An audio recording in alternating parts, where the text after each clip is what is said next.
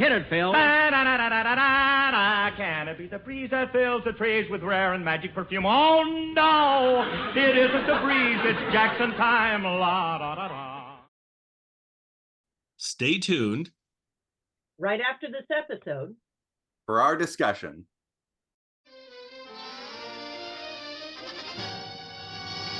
From Television City in Hollywood, the Jack Benny program with his special guest, George Gobel. Ladies and gentlemen, as you know, this is a very important election year, and people all over the country are campaigning. Even our own little star is busily engaged in local politics.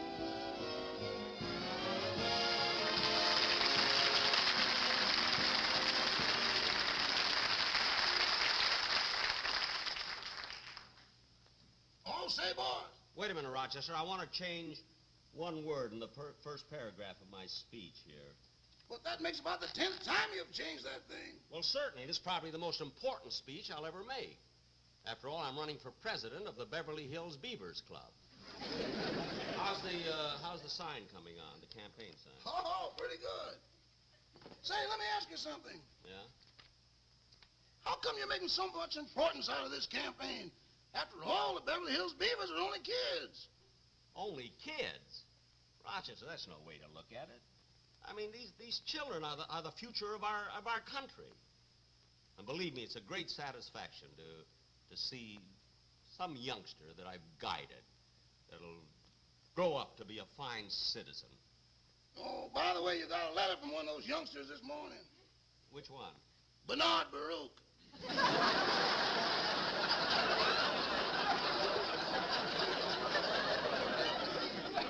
Oh, yes, little Bernie. Loves pigeons. Well, I better go over this speech right away so I learn it and memorize it. I'll get it. Mr. President, fellow Beavers. Hello, Rochester. Well, come on in, Everett. Mr. Benny, here's your campaign manager. Oh, come on in. Yeah, I see you brought your kid brother with you, huh? Yeah, you know, Jimmy was thinking of voting for Skinny Miller. No. What? But I got him to promise to vote for you. Well, good. Every vote counts. Here you are, Jimmy. Here, have a lollipop.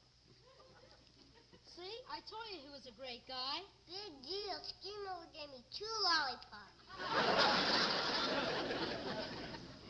Well, you're not voting for Skinny, so forget it. Don't worry about Jimmy. He's with us. Good. Say, how's the campaign coming along? Everything's set. I wrote vote for Benny on every sidewalk in town. Oh, good. And here's some more campaign material. Fine. And I went by the Beavers clubhouse and put your picture right on the center of the wall. Did you glue it on good? I didn't have to. 5 minutes after I hung it up, there was 40 darts in it.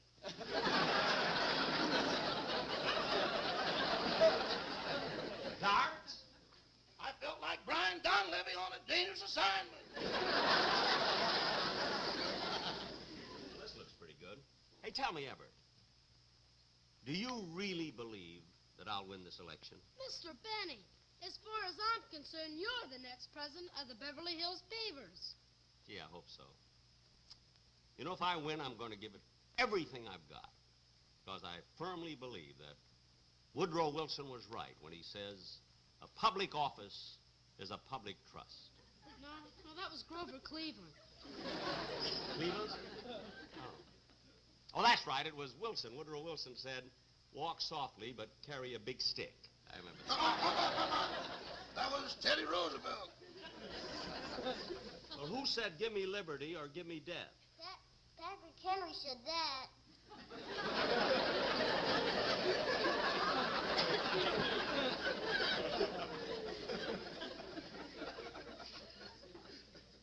Well? Have you got a line?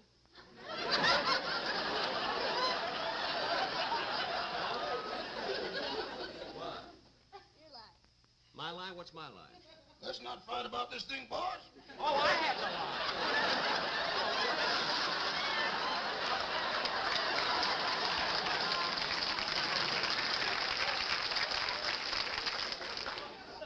What are you nervous about? You're younger than I am. Now, look, let's not fight about that. I have enough hard work to do as it is. Do I have to vote for him? He doesn't know anything. I'm getting old anyway. If you think you're working hard, Yeah? you should actually the kid that's running for the old job of treasurer. You mean Alvin? Yeah, he's been going over his speech for days. No. Friends and fellow Beavers, if I am elected treasurer of this club, I will collect all the dues every week and keep track of all the money spent.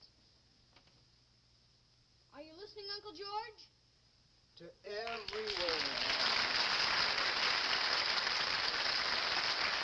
All right, Alvin. Continue.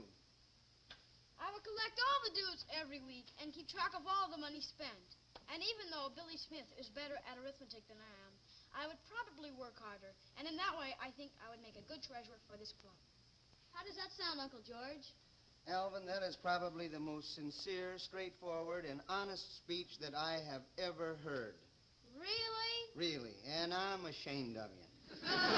Boy, this is politics. You got to lie a little bit, boy. Lie. Uncle George, what do you know about politics? Why, our family has been in it for generations.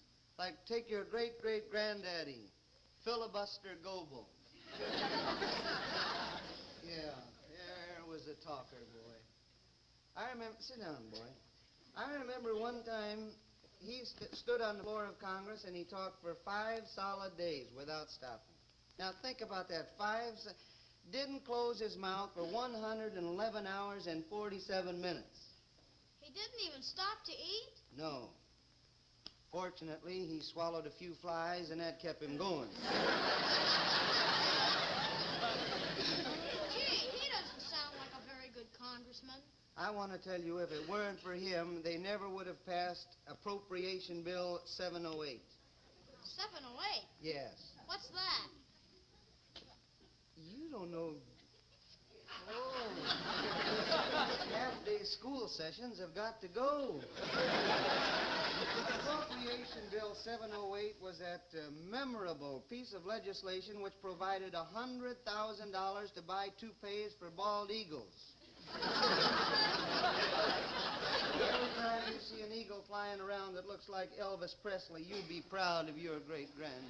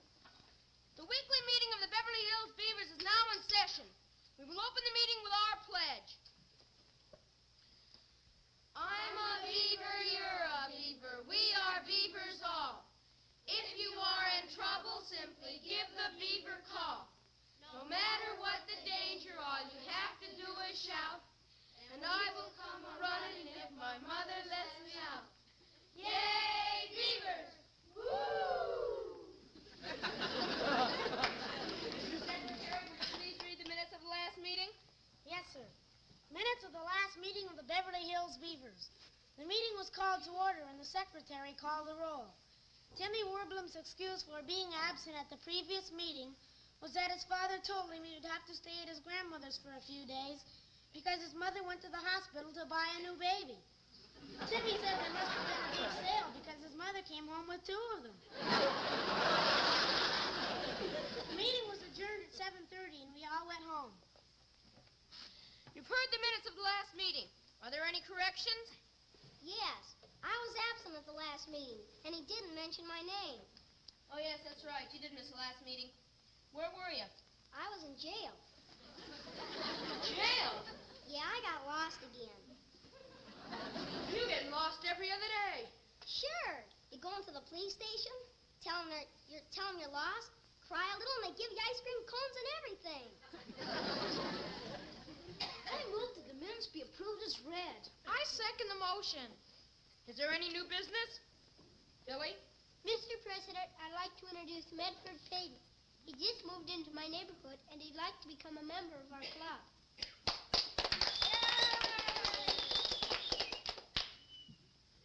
Medford, we're glad that you want to be in our club. Where are you from?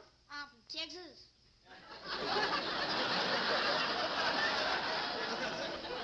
Texas? Capital of the United States, envy of the world, and jewel of the universe.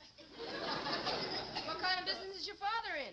My daddy's in the oil and cattle business. Oil and cattle? Yes, sir. My daddy happens to own 287 oil wells, 16,000 head of cattle, a house with 72 rooms, 7 cars, and 15 servants. Why'd you move to Beverly Hills? We wanted to rough it for a while.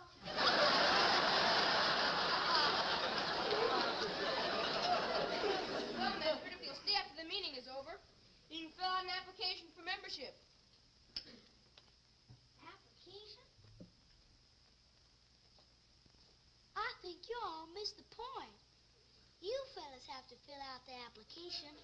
You see, I'm from Texas. You're joining me. Well, Medford, if you'll sit down, we'll take up this question later. And now, members of the Beverly Hills Beavers, I think... Kids, where are you? Down here, Mr. Benny. Okay, I'll be right with you.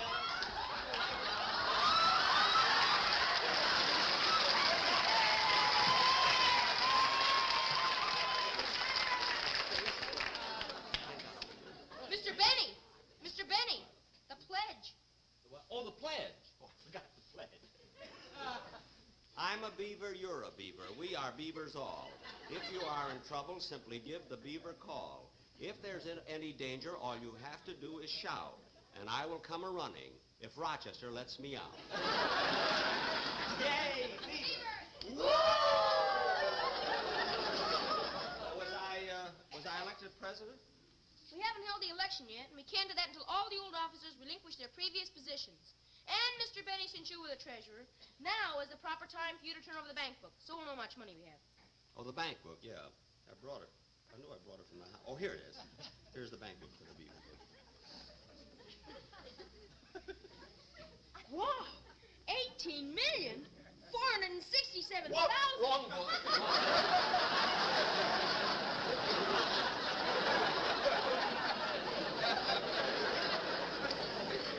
There's one.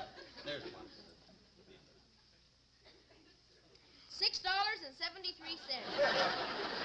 Gee, now it sounds like nothing. I thought the first one sounded like nothing. Wait a minute, who's he? He's my friend Medford. He's from Texas. His father owns 287 oil wells and 16,000 head of cattle. He wants to join our club. Oh. Well, there's a difference of opinion on that. Well, whatever it is, I'm with him.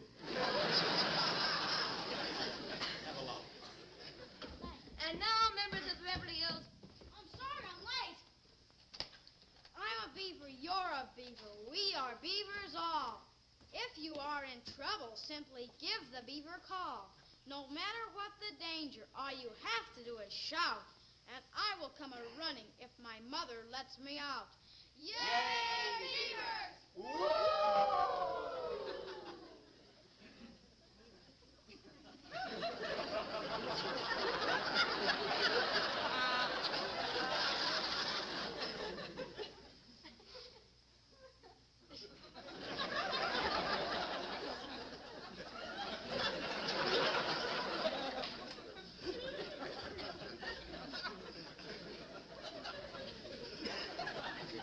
Let's get on with the voting. Huh? Just a minute, Mr. Benny. I have a question about this election. What is it? Skinny Miller dropped out, and you're the only one running for president. I don't think that's fair. Oh, yeah? Well, let me tell you something. If anybody's got nerve enough to run against me, I'll oppose them. Okay. Come on in, Uncle George. He's the Beaver's choice. Vote for Gobel, He's not even a vote for member. George. You can't do any voice. He'll make a darn good president. His platform is the top. So vote Wait a for minute. Hey, Gobel. George, wait a minute. Wait. Stand back, hound dog, of which you ain't nothing but a.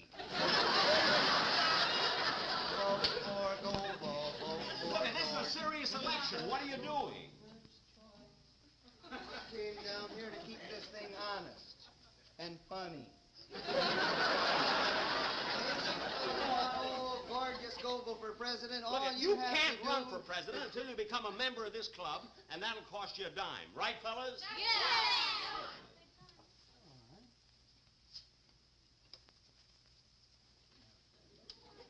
of you... What are you doing? Well, until I'm elected president, I'm still treasurer of the club. Mr. President, before we get down to the voting, I would like to say a few words about my candidate, Mr. Benny. Very well. Everett has the floor. Fellow Beavers, I want you to know why my candidate deserves to get your vote. Mr. Benny is too modest to stand up here and tell you the many things he told me in confidence. As you know, Mr. Benny was born in Waukegan, where he went to grammar and high school. True. Then he went to the University of Illinois, where he played halfback on the football team, and for 3 years was an All-American.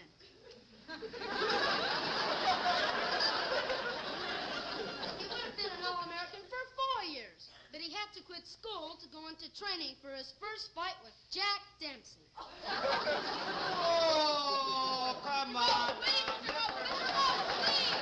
Mr. Gobel, you'll get your chance to speak later. And Mr. Benny is very glad the elections are being held at this time, because next week he has to leave for Melbourne, Australia, where he's going to swim in the Olympic Games.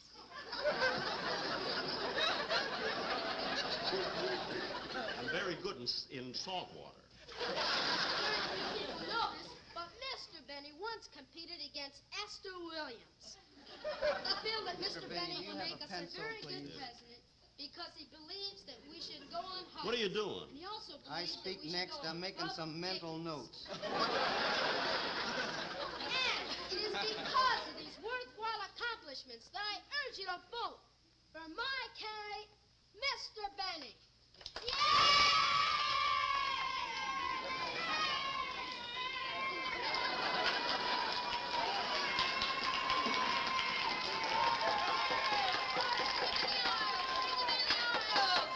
Order, please.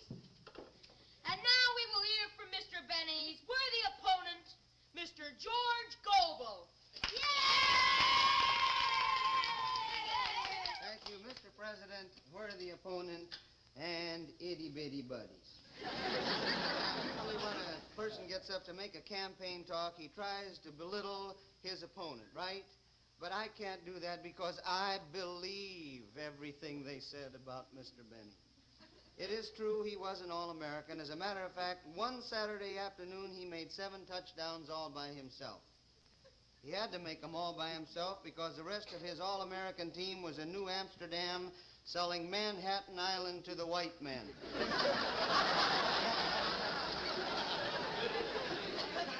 I object. For the price they got, I knew you would. Finish your speech and sit down. Another thing, it was mentioned that Mr. Benny once competed with Esther Williams, and that is also true, but I want you to know that it was in a beauty contest. Well, second ain't bad. I will now conclude my speech with my campaign song. Vote for Gobel. Please, Mr. Gobel, please, Mr. Gobel. Mr. Gobel. And now, members of the Beverly Hills Beavers, it is time to vote. And in true Democratic tradition, we will have a secret ballot. All those in favor of Mr. Jack Benny for president, say aye to yourself.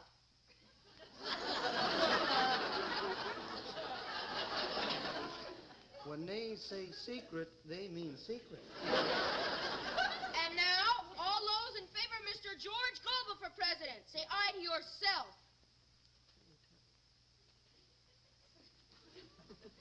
Give us the results, Stanley. Mr. President, 4 members voted for Mr. Benny and 4 members voted for Mr. Gobel. Therefore, it's a tie. Thank you, Stanley. Stanley? Stanley Dunninger. father. Well, it looks, Jack, like the election is a tie. It can't be a tie. I spent a fortune on lollipops. Now, listen, I want a true, honest vote. All right. All those in favor of Mr. Jack Benny for president, stand up and raise your hand. All those in favor of Mr. George Gobel for president, stand up and raise your hand. There we go.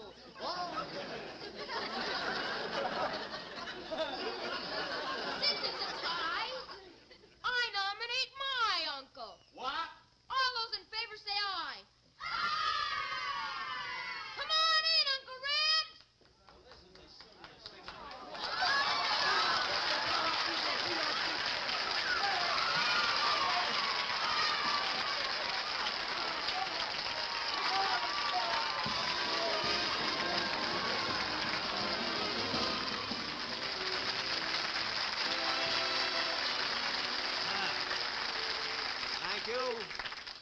Thank you very, very much, ladies and gentlemen.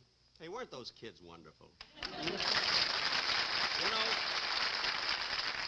I love to have children on my show because they're uninhibited, you know, nothing bothers them, nothing worries them. So relaxed and everything, and they work for practically nothing. Had a little trouble with the president, but we ironed that out. But anyway, of course, you know, we have a problem when we have children on a show. And that is, you see, they still have to go to school. And so they have to have their schooling here, and we have to bring a school teacher here, and then every hour or so they have to leave and study, you see. And I think it's no more than right that you meet their school teacher who's been here with us. Miss Jensen, please.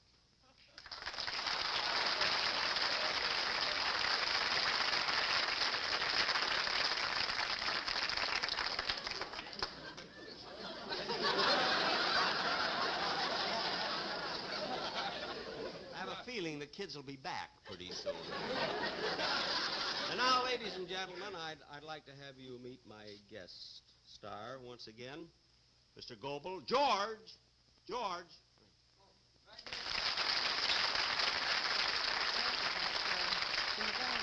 you kind of hurry it up a little bit? I want to get back to school.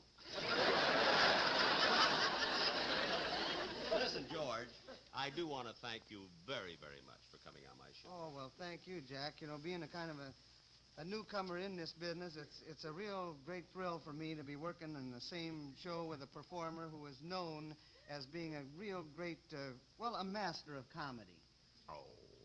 Well, no, I mean, you'd be surprised. I mean, working with someone that you've thought and known about, and it kind of gives me just a glow of pride.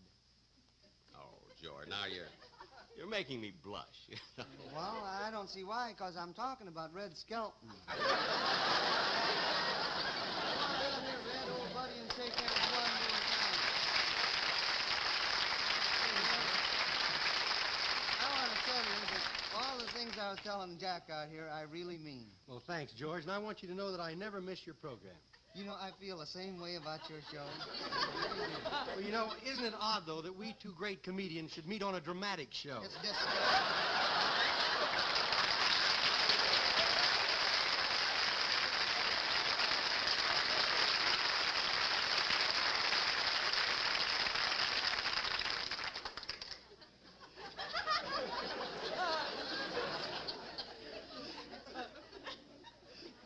Well, if those two gentlemen don't get to my sponsor right away, I will be back on the show 2 weeks from tonight. And next Sunday, be sure and watch Ann Southern. And incidentally, ladies and gentlemen, I would like to make an announcement. You know, for, 24 years or more, I was on radio. And then I dropped out for about a year. See? And so I'm very happy to announce tonight that starting next Sunday, my radio programs will be repeated on the CBS radio network. And that's next Sunday.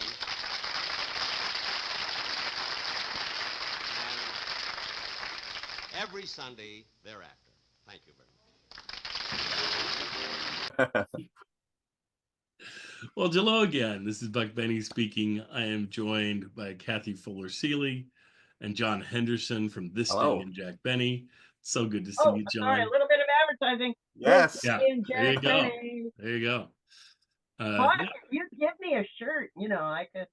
Hey, John, how does it feel running the second best Jack Benny podcast out there? It's got to feel pretty good for you. Yeah, I, it's pretty good. Pretty good. How's it feel running the third best? Oh! Who's on first? Wait a minute. That's not even the right comedian. That's Elvis, not Elvis and Costello. That's wrong. Abbott. Elvis. Where did Elvis come from? Elvis Costello. Hey. Yeah. All right. Anyway, let's calm it down. We have a unique episode to bring you of the Jack Benny Show, one we skipped because it wasn't like where I could get to it easily, and now someone found a version of it that's out there on that's now circulating on YouTube and things. So I thought we'd go ahead and share that and talk about it. It's also in the Jack Benny Lost Episodes collection. I think this is a different version of it than that. I think it's from somewhere else. All of them that I've seen, there's a bunch now that are from the lost episodes that are floating around, but all of them look like they're not actually taken from that set. They look like they have found another copy somewhere or whatever. Yeah, you got a vague losses and things like that. Yeah.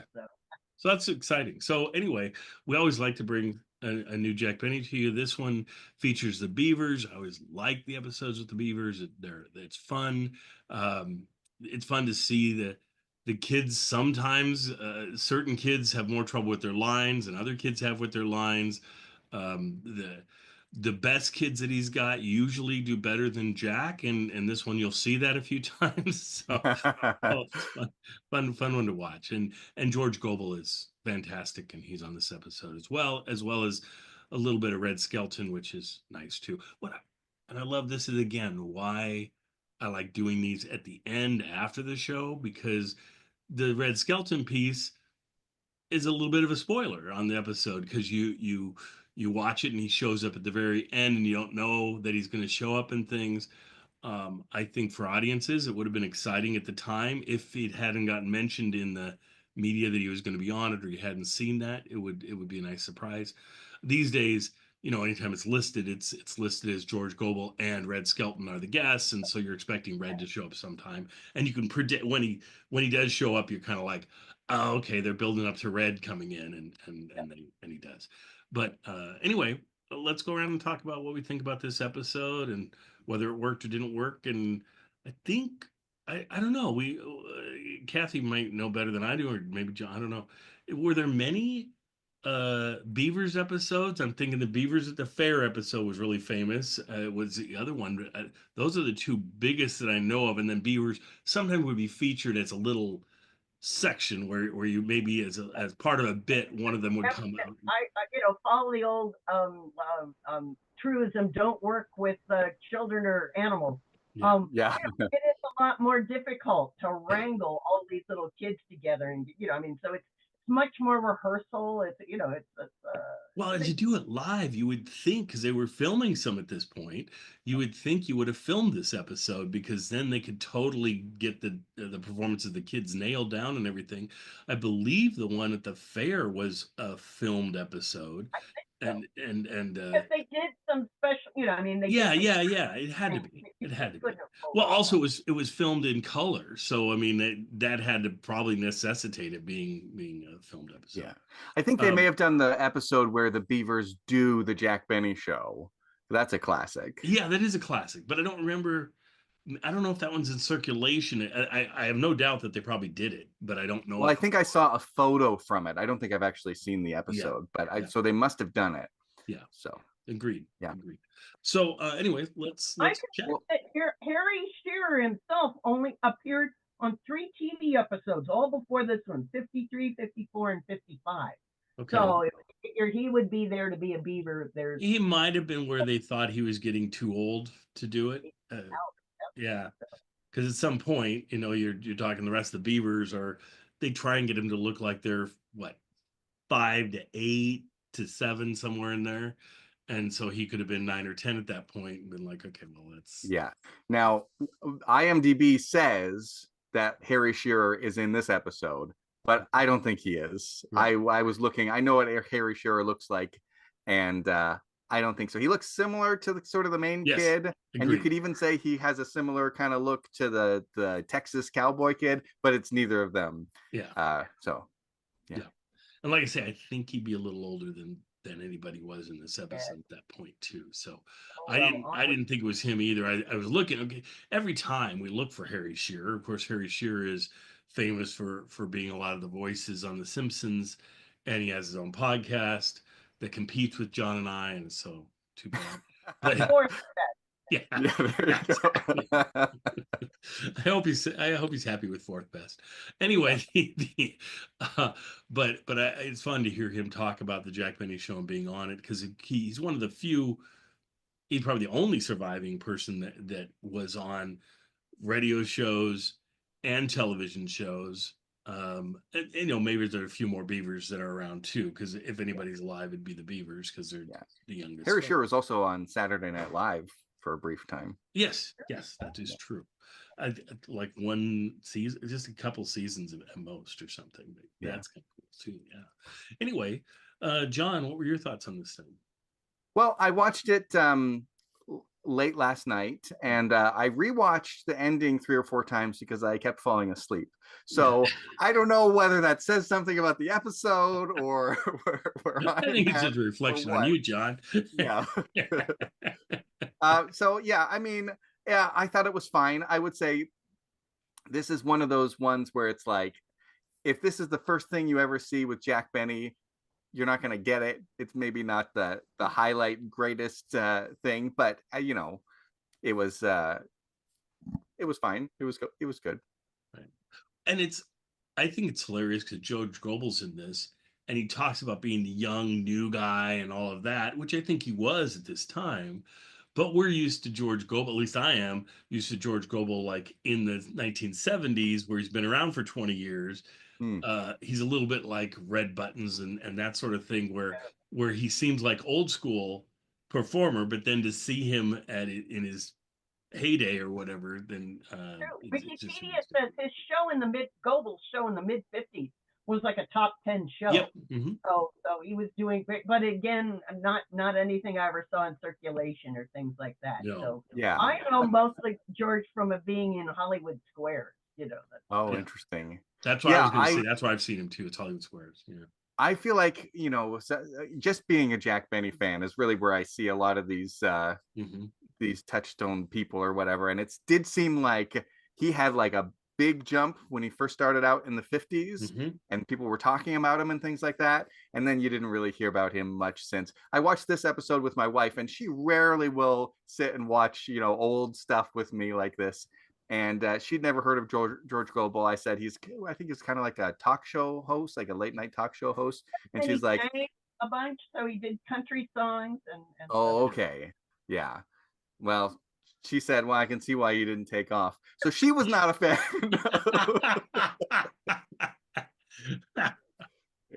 I do think, though, it's the kind of thing where if you see a performer in their prime, like when they're at their height of their career, from that point, you get it. And you can really appreciate a lot more of the things they do, like an appearance like this, where it's like, oh, I know George Gobel. He's doing his George Gobel thing. Whereas if you don't have that context, you don't quite get it. It's like, this is not the greatest actor I've ever seen in a sitcom. No, I totally get that. Yeah. I think you're very right that the appreciation of the episode would come from, oh, he's got this great show over here. How terrific that we're getting to see him. And, and the surprise appearance from another star, Red Skelton. I was very impressed that the biggest laughs from the live audience were when Jack and then Red came out in the Beaver's outfit. So it was laughing at their shorts and little uniform shirts. Yeah. Than anything they actually did. So. And I like the little Beaver pledge that they did multiple times, and each time it was a little different than the last time, and I thought that was fun. Yeah, the thing I liked most about the episode was the fact that it was live. Like they're having fun. you sort of like little smirks, like maybe they're gonna break and things like that. And of course, my favorite part was the part where Jack Benny accuses the kid of not knowing his line, and then we find out it's Jack who missed his line. Just those live moments are great. Yeah. Well, what I loved about that piece was that Jack thinks the kid forgets his line. First they pause forever, then he tells, don't you have a line or something, and then when finally he figures out he does have a line, and Rochester tries to help Jack out a little bit, and Jack says his line, the kids are pick right up on it, and they go with their lines and their bits. The older kid even like recovers some and adds to the performance by what he does. And so I'm like, it shows how professional these kids are. They were not going to screw up their lines. It was just, what are you going to do? Jack messes up his, and the kid's line was definitely reliant on Jack saying his. It was tied right into Jack's, so he couldn't go on without Jack saying his line, and so that was tricky. But anyway, Kathy, what were you going to say? Well, to mention that this being about an election. The show actually aired like 2 weeks before the 1956 election. So, so for viewers back in the day, they would have said, "Oh, everybody's talking about elections right now, so no wonder to do this show." Then the script makes some marvelously obscure references when there's the one kid when they're voting and they have to vote silently, secretly, and then the one kid knows how many there were 4 votes for one and 4 votes for the other, and Jack says, "Oh, he's like the son of Dunninger." Takes you back to the old days and the radio episode where Dunninger was a theatrical magician who could read minds, and had an accomplice in the audience who would hold up, "What is this object? It's sort of inky and black," and Dunninger would say, "It must be a pen," and No, I agree, and they did a few references to things on this episode that were other TV shows, other Brian things. Dunleavy on Assignment, so that must have been a mid-50s show, and so Yeah, what Dangerous Assignment is that's the name of a show, right? Yes. Is that what it was? Yep. I think I've heard of that. It was kind of your Mission Impossible sort of show or whatever. So yeah. And what you missed by being asleep, John, at the very end, very just interesting historically. So one line when Jack comes out for the coda at the curtain after the last commercial, and he's announcing with a kind of seriousness and a happiness and a nostalgia that he's saying CBS Radio is now going to be repeating some of my radio shows on Sunday nights. Yeah. And that just such an interesting sort of throwback to the fact that in 1956 there were still only half of America had TV sets in 1956. So there was still half of America across the Midwest and in northern New England who still didn't have access to television. And so bizarrely, to tell the TV audience that he's going to be back on radio, well, maybe you get a double dose of him. But and that's what was so sad. Half the country would still be really into radio, and it's like, but they completely abandoned radio. I mean, it's just sad. They used the profits from radio to start television. Yes. Network. They fed on it, and it's like, but whatever. So you didn't miss that much, but no. Well, there were some highlights from what I saw. Like, I thought it was hilarious when he's the treasurer or whatever, and he gets the bank book out, and it's his own bank book. Yes. And I wonder, like, what was Jack Benny's net worth? Like, did they make that up? Did they exaggerate it, or did he have $3 million? $18 million. $18 million. $18 million. Yeah. No, I don't. I really doubt he had $18 million, but you never know. I doubt it, because Mary liked to spend it. So. And he didn't get good advice. He didn't get the advice to invest in things the way that Hope and Crosby and so many other people did. Right. So I blame Hilliard. I blame brother-in-law. Brother. Yeah. But what else is? Oh, I wanted to talk just for a second because we never get to talk about this, and I don't think any of us really are specialists in this necessarily, because it's in a strange window of time. It's it is like Kathy brought up the radio show Best of Benny that ran for 2 years. I think what they did for the Best of Benny, as far as I know, is they grabbed only amongst the episodes that feature Bob Crosby. So they didn't grab Oh. the Phil Harris ones or anything. And yeah, no, it was just late mid 50s. Yeah, right. But I'm just saying, if you were going to do it, if they said, okay, we're going to do a Best of Benny, what do we want to present? I would be tempted to go, let's go back to 19. Since we're going to go, they recently heard these anyway, especially if they're the 50% of the country that has radio and doesn't have television. They probably listened to the Jack Benny show and heard the recent ones. I would go, let's go back and get the Phil ones. Like, let's start at 45 and see. Maybe we can run this thing for 10 years and we can run for 45 to 55. Who knows? It's on NBC and they didn't have that recording capability. Oh, yeah. So there are very practical reasons by things that CBS already owns.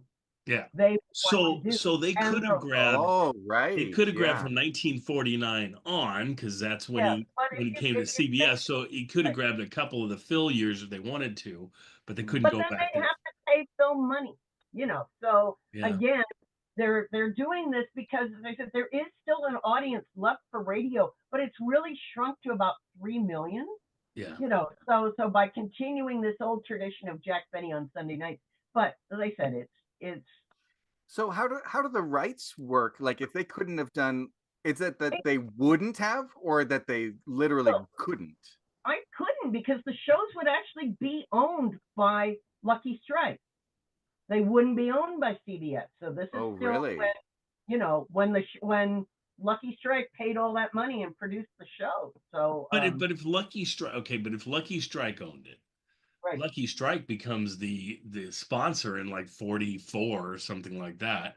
So they could have theoretically, perhaps from Lucky Strike's point of view, had the CBS years that they would have played, or the I'm sorry, the NBC years.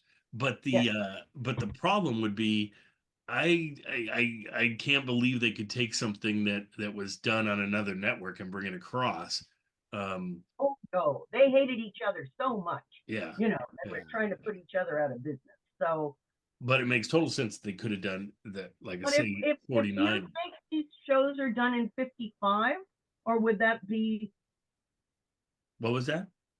I'm saying, do you know what years these shows were being broadcast? I guess Jack's talking fall of 56.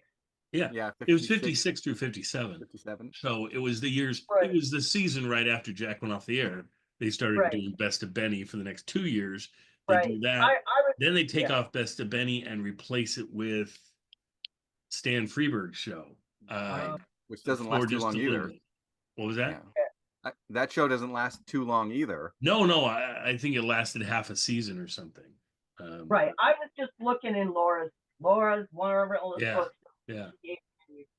But it's interesting to know that they, because I don't know how sometimes synergy or whatever, you bump into things. I bumped into something talking about it for the first time in ages about those episodes, and it was saying how Dawn recorded new commercials because they got a sponsor, so the sponsor's a different sponsor, and that they so there's new commercials and there's a new intro on every episode done by Dawn to bring on the episode. There was on these. I don't know if it's all of them or if he just started doing that, because he could have done that for a dozen episodes, and they said, we don't need to do that anymore and pay Dawn any more money, because they didn't want to pay anything if they could avoid it, right? So they're not gonna let's pay some money to like I say, maybe fill out a contract that they would have had to pay him, and so then they didn't show Phil's shows. But I agree, it's you can't really call it the best of Benny when it's the best of the last 2 years of Benny. Yeah, exactly. The best of the last 2 or 3 years of Benny. It's like, okay, these are shows you recently heard, but I mean, it's still Benny was great. I loved it throughout, so that was fine. But I mean, truly, if I'm looking at the best of Benny, it's to me, it's 40 something, 45 Although I will say, in those last couple 51. years, they were doing a lot of reruns where they would take old scripts Oh, yeah. and just redo them. So in that sense, you could say it's the best of Benny. Well, we were talking. I just aired, of course, the Easter episodes, right? And that last Easter episode, it was done. I think the last one was done in the 52, 53, somewhere in there. And so they did this thing. And then the next year, the 53, 54 season, they grabbed it and they took the last two they did and combined them. So he has more like, because it's the on the avenue, you know, as they're Easter walking parade, along, happy Easter to you, that Easter stroll thing. And what they did was they took all the Easter strolls from the two, put them together, so he runs into more people than he possibly are going to have in a single episode, and so it makes it fun. But then so then they aired that, like I say, and they did some little connecting bits to make it work, and then they took that whole thing and rebroadcast it the last year, so it was done twice in a row, the exact same show. And then before that, the previous 2 years, it was the exact same show. They just combined the two. So I mean, that's yeah, and it gets to be more like that. And I don't think there was ever a true final season shopping episode. I think the Christmas shopping was taken from the year before, you know, one of the later years. So there was a lot of returns, sadly. So. Yeah, and the way they were filming episodes, where they were creating the episodes that last season, was they on a weekend do 2 or 3 episodes, and so they were all getting recorded like right on top of it. They were producing as many as they could, and they wouldn't, like, Bob Crosby wouldn't be available, so he wouldn't be in it. They'd have Malin Merrick being the band leader, which was different and all that, but and Mary was on very few of them that last season. But because they were interspersing them with these repeat episodes, it made it feel like, okay, everybody's kind of there and things. Like I say, I want to say Crosby was on at least one that season, but not a lot. He was maybe on a couple episodes or something. But you know, again, they had less and less money to work with. Yeah. You know, he couldn't hire very many. You know, so it's truly diminishing returns. Yeah. You're giving about $5, and you got a couple pairs of scissors and some tape, and. But they did a good job. They did what I would do, which was the ones that they did have, they would be rewritten. They would be new episodes, and they were like, well, let's get Ed out of the vault for the first time. Now, not saying it worked, but I would be like, yeah, let's write that. And then almost all of them were some sort of tip of the hat to something. Maybe it was the violin teacher, and they do more with the violin teacher than they had. And it was like a final curtain for all these different characters that they had and all these different scenarios. And so, and you could definitely feel it. It's like, oh, they've never done this before. Well, it's because they knew it was their last shot at it, their last time through. And so they decided to go ahead and do a little more pushing it. And they never acted like it was going to be the last season. I mean, they always talked like they were going to have more seasons, but certainly the way that the episodes they presented felt like, okay, this is the last one, and this is the last Ed episode, and the last, you know. Anyway, it was, because right now we're, you know, what are we? Since that last season, it was 55, so that puts it, was it 80 years ago then? 70 years ago. I think we're on the 70th anniversary of Jack's last season in radio. And so I've been presenting those all season long, and that's fun. We had, it was so funny because I had Roger Schulman reach out to me that last season that I was doing. And it just happened to be last season. He didn't ask anything about the last season, but he said he was interested in maybe doing some intros to episodes.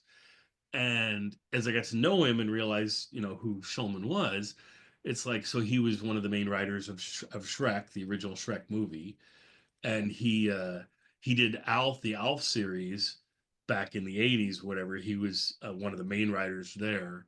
And then he's a lot of anything, if you've ever seen a Disney 2 something, it's probably written by Roger Shulman. Cinderella 2, all these follow-ups to these great classic films, which I don't envy him trying to write a follow-up to Lady and the Tramp or something. But but to have someone of that caliber that was willing to do the intros, they're hilarious. I mean, the intros we do, because this was before Zoom, at least before I knew about Zoom and how to do it. So I'll do an intro, a truncated one, because I knew he was coming on. And then I say, Jack, can you bring out Roger Chester? And then Jack comes on and goes, oh, Roger. And then, because he says Roger at some point, I found a place where he's going, hey, Roger. And then I grabbed the last part of Rochester, because he goes by Roger Chester is what he goes by as his thing. And so Jack Benny comes on and says, oh, Roger Chester. And then Roger Chester goes, oh, Roger Chester here. And then he goes into some amazing 5-10 minute little bit that he puts together loosely about the episode, but also about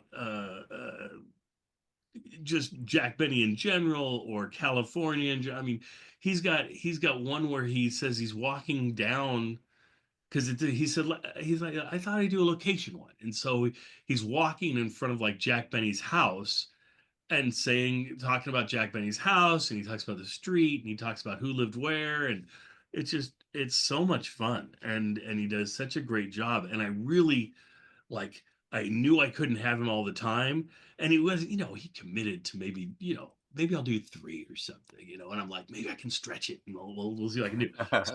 So I would, like, the episodes that were repeats, I would just do them myself. I wouldn't have him.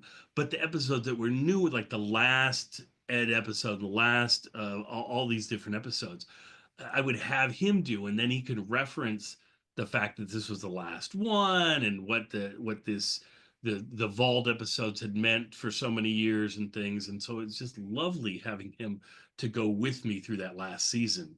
And then I even had enough of him. He was willing to do enough that we did a couple that were from other seasons, or I think we did an episode of Suspense together, and various things. But really, where I tried to use him was on that last season, and it makes, every time it plays and we replay it, I get so many compliments about having him on there. It's just it's nice. He does a really good. And that's why he's got a writer, the not like Jack John and Benny I, where we're podcast. not writers. Anyway, John, you were gonna say. No, I was just gonna rib you. I was gonna say that's why you got the #3 Jack Benny podcast in the world. That's and right. the #1 Jack Benny YouTube channel for sure. There you go. That's fair enough. That's fair enough. Anyway, fun doing these. I'm so glad we found this old one. I'm finding a few that we've like missed or skipped, or that what's lovely is so many of them fit with where we're headed. And so we're going to be able to do more episodes than we were going to be able to do, which is charming. So like for one that we just did recently was the President Truman, the Truman episode that I didn't know if we were ever going to be able to present. And then all of a sudden there it is. And so now we can present that, and that's charming. I don't know if I mentioned, but this is 2025, and this is a new one. I think we're recording this on Saturday. What's the day? The 26th, right? 26th. Yeah, of March. Yeah. And April. It's time flies, right? So anyways, 26th April. And I'm planning on airing it tomorrow. So folks will get, since it's out of sequence and it's one of the older ones, we'll air this one tomorrow. And so this is what we look like today. Isn't that amazing? Because so often they're seeing us, all of a sudden we're like from 5 years ago, and then all of a sudden it's from, a year and a half ago. We bounce. We did them so piecemeal for a while, and then I grab those and skip those and don't have us do those. Then we do the new ones, and then it's like, oh my gosh, that's crazy. But man, it's fun to do these. And I adore the fact that you guys come back most every week. I mean, every few weeks, whatever. And we get together so often and can do these, and that we've done so many. I mean, we are right at the end. The ones that we're airing are right at the end of the night. I think we just finished the 9th season. We're about ready to start the 10th season. I'm trying to debate, do we play them the 10th season, or do I go right into the summer shows here and do the specials and things? I don't know. I'll figure that out, what we're gonna do, because I don't think I can make it through the 10th season.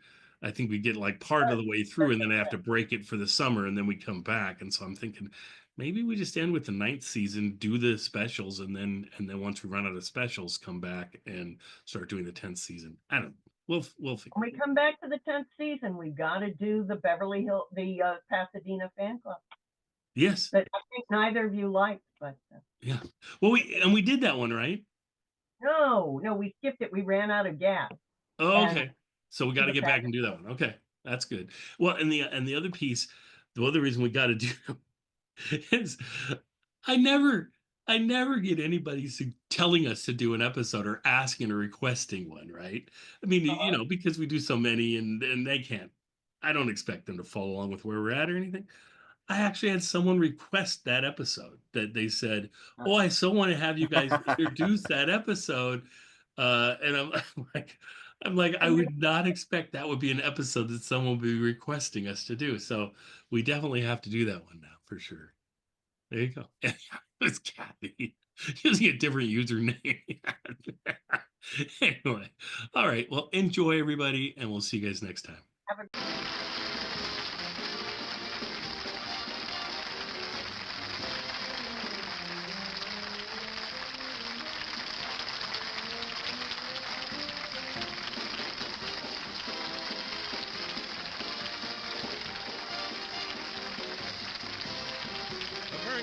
Program were Barbara Pepper, Louis Lettieri, Billy Street, Dennis Pepper, Stevie Wooten, Bart Bradley, Gary Allen, Ricky Allen, Ronnie Anton, Mel Stevens, Scotty Morrow, Hugh Corcoran, and Rosemary Ace. Jack Benny's next television show will be in 2 weeks with his guest stars, Mr. and Mrs. Ronald Coleman.